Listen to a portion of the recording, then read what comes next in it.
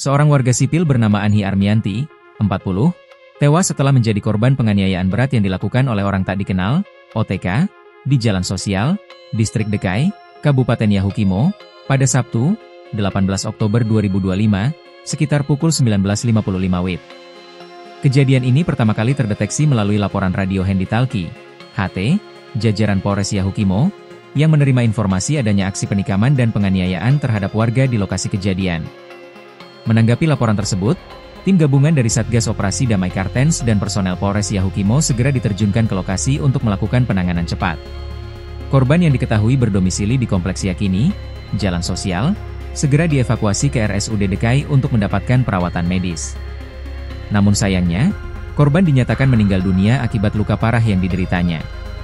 Kepala Operasi Damai Kartens, Brigjen Pol Faizal Ramadhani, menyampaikan bahwa motif sementara dari insiden ini diduga kuat berkaitan dengan aksi teror yang dilakukan oleh kelompok kriminal bersenjata, KKB.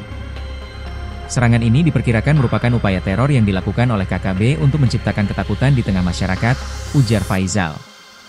Sementara itu, juru bicara Tentara Pembebasan Nasional Papua Barat, TPNPB, Sebi Sembom, mengklaim bahwa pihaknya bertanggung jawab atas peristiwa tersebut.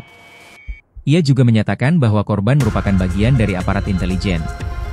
Hingga kini, aparat kepolisian masih melakukan penyelidikan lebih lanjut terkait peristiwa ini guna memastikan motif dan pelaku di balik penyerangan brutal tersebut.